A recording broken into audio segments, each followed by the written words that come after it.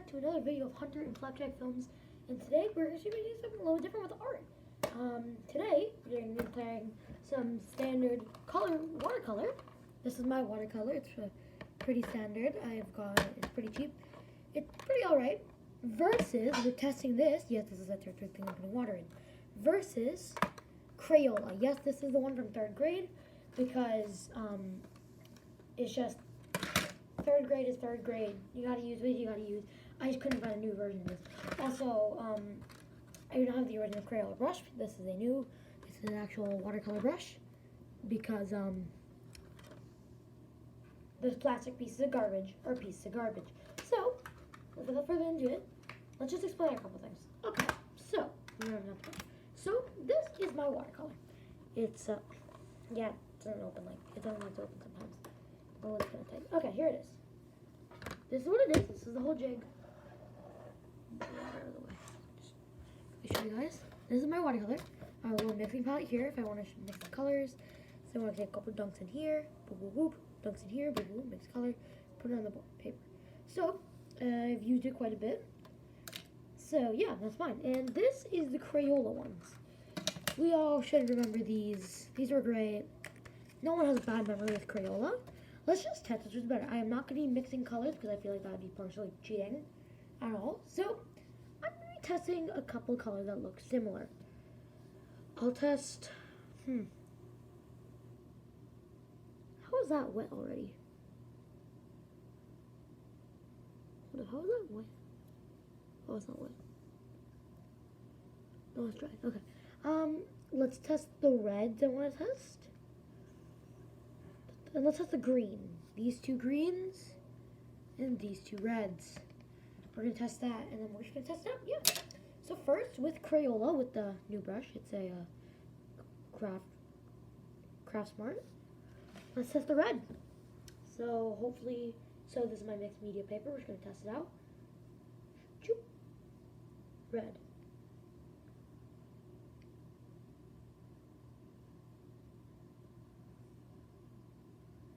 Let's test it.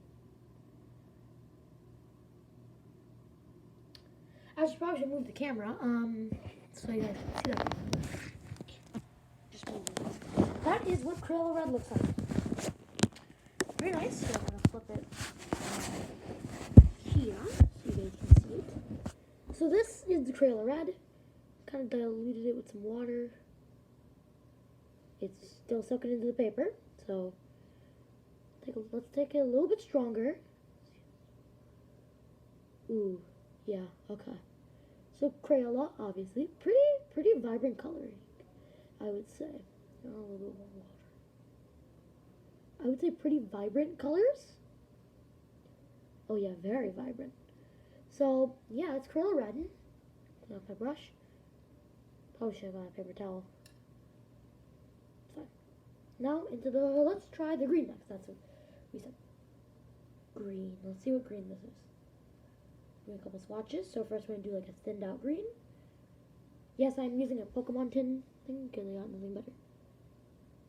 So that's the thinned out green. That's some thinned out green. Looks pretty good. And now let's do some bolder green. So that is Ooh, I like that green. I might actually be using this stuff. Crayola is pretty good. I mean, we all have never had a bad memory with Crayola, so that's thinned out.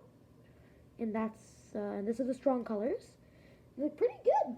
So there you go, that's Crayola. Let's try our new brush with my watercolor. Just a quick review, this is it. This is my watercolor. We're once again going to be testing the red and the green. I really hope there's no other color mixed in, because I have used this a little bit before. So we're going with that brush. Dip, dip, dip, swipe, swipe, swipe, dash, dash, dash. And let's test out some red. Let's start with the non-thin first, because I just put that much. This is a non-thin red.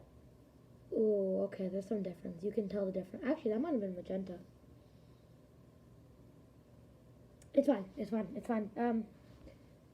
Let's dip it. Oh, we can just see how much better. Actually, we'll just show you guys the difference later. Wow, that thinned out a lot. And that's the thinned out. You see it's breaking down on the paper, I feel like much better than Crayola, where I have like much more control of the pigment. See, I can make it lighter here, darker here. Where Crayola, I feel like it was like one dash, and that's what you had to go with. Let's try. Wow, this thing breaks down the water a lot more. I just want to bring that up. So Crayola obviously is made cheaper, so because it's used for schools, I would say. I mean, we use Crayola a lot in school. So let's continue swatching. Now our green.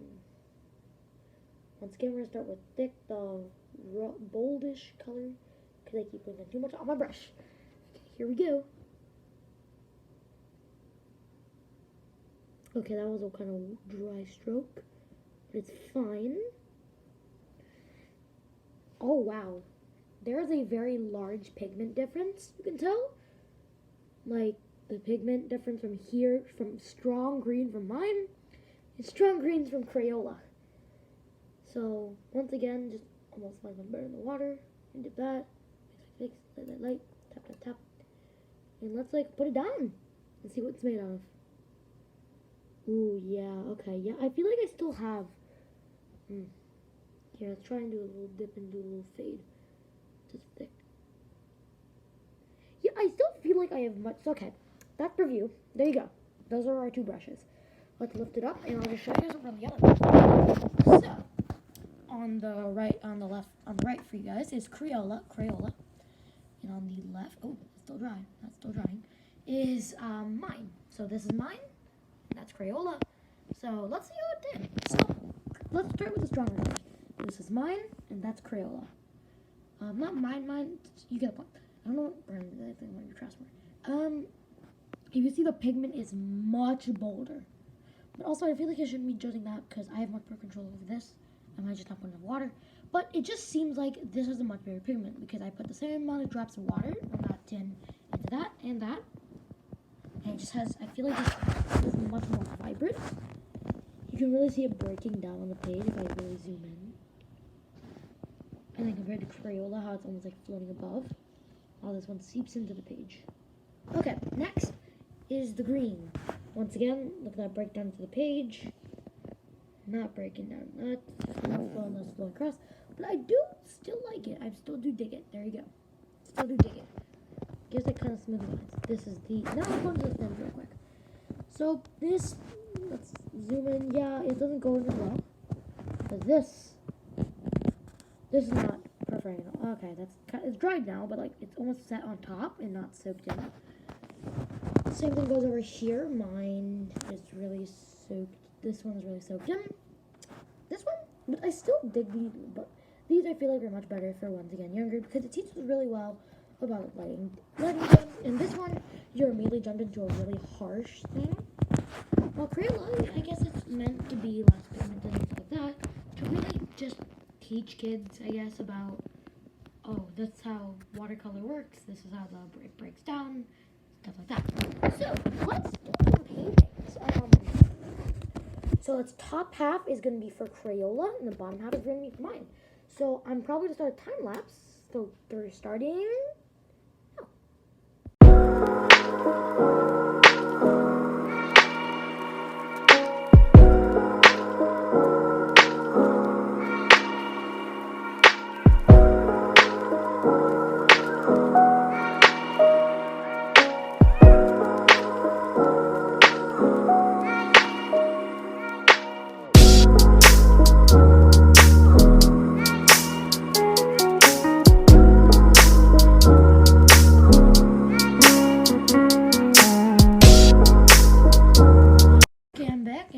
I just finished, what I would call a piece. I'm not really trying for these, I'm just doing something light and simple. So what we do have is a nice foreground motion, a little water, splitting land. That is supposed to be a bush, but it did not end out well, I think you can tell that. In the background, you have another piece of land and a house with a red chimney, smoke coming out, and a separated sky. So that's really it. There you go. That's how this paint works. What I would rate Crayola, such a separate down. Right there, you can just really see what I've done. What I would rate Crayola, this is Crayola. You know, Oh, hello, cat. Oh, yep, I have a cat here. Sitting with me. Doing the artwork with me. Would I rate this? This isn't one of my favorite pieces. I'm not like gonna be like proud to show everyone this. But what I will say is Crayola is great for starting. Eventually I feel like we'll have to move on from Crayola and like start going into the big leagues of art pieces, such as this, like where you have much more color palette, much more of a color palette. Well, you don't need a huge color palette. You just need to get more high quality colors eventually. I feel like if you really want to continue watercolor. But Crayola is an incredible place to start if you really want to get into watercolor. It's cheap, it's affordable, and it's simple to use. There's not really much wrong with it. It's like if you mess up, it's kind of easy to fix. Apart from like if you mess up that bad, if you like try and put wet on wet with credit, then you're gonna have a different problem. But that's beside the point. The whole point is this did great. Crayola is a great medium to start in. Like this Crayola watercolor is a great place to start if you really want to start getting into the medium of watercolor. Because watercolor is complicated. It's complicated because you have to really worry about the water there being enough water for texture, and not too much water. If there's so much water that almost drowns out the pigment, like here you don't see. So I feel like Crayola you have much more of a control on, but also it's more set in stone, more like a simple system to use. But eventually, if you really want to continue the medium, move into this stuff, because this you have a much more control over it. It's like using code blocks and coding. It's kind of like that. This is the code block. This is a always great place to start. But you're eventually going to have to move on to better things. But hey, if you want to play with Crayola, by all means, go ahead. It is still a great medium. It's just I feel like it's going to be slightly more limited. But no art medium is limited. So, without further ado, thank you for watching this video. Comment down, like, and subscribe. And bye!